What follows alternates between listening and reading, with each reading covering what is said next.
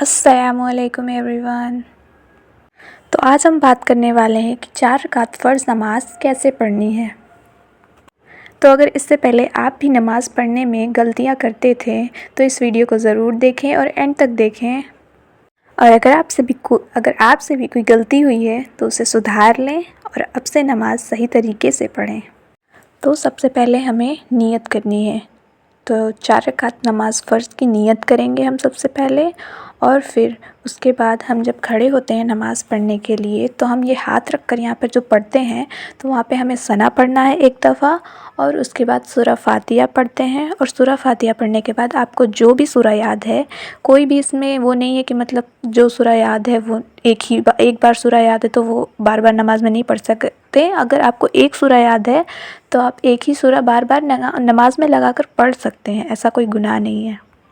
तो सबसे पहले आपने सना पढ़ना है, सूरा फ़ातिहा पढ़ना है और कोई एक सूरा पढ़नी है।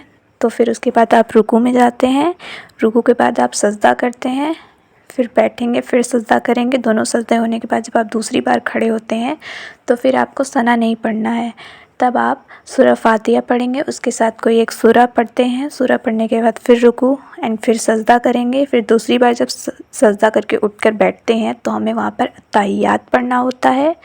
अत्ताहियात पढ़ने के बाद जब हम उठते हैं, तीसरी रकात की नमाज़ पढ़ते हैं, तो तीसरी रकात में हमें सूरा फ़ातिहा से पढ़ना होता है। वहाँ पर हमें सूरा फ़ातिहा के साथ ना सना पढ़ना है और ना ही कोई सूरा लगानी है, सिर्फ सूरा फ़ातिहा पढ़ेंगे और फिर रुकू में जाएंगे एंड देन उसके बाद सजदा करेंगे।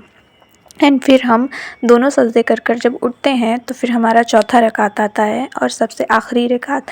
तो इस रकात में हम सिर्फ अल्हम्दुलिल्लाह यानी कि सूरा फ़ातिहा पढ़ते हैं और उसके बाद हम रुकू करेंगे एंड देन उसके बाद सजदा करते हैं। दोनों सजदा कंप्लीट होने के बाद जब हम बैठते हैं तो वहाँ पर हमें अत्ताहियात पढ़ना होता है, फिर दरूद पाक पढ़ेंगे, फिर दोनों कंधों के तरफ देखते हैं और उधर की तरफ एक एक बारी करके सलाम फेरते हैं। और सलाम फेरने के बाद हम जब हाथ उठाकर दुआ पढ़ते हैं तो दरूद शरीफ के बाद की ये दुआ होती है, इसे रब्बना आतैना पढ़ते हैं। आप सभी को याद होगा, और अगर नहीं याद होगा तो आप कमेंट में बताइएगा, मैं दुआ भी आपको शेयर कर दूँगी। तो यहाँ पर हमारा नमाज़ कंप्लीट होता है। 4 रकात का नमाज में मैंने आपको बता दिया कि कैसे पढ़ना है। अगर अभी भी आपको कोई दिक्कत हो तो आप मुझसे कमेंट सेक्शन में पूछ सकते हैं।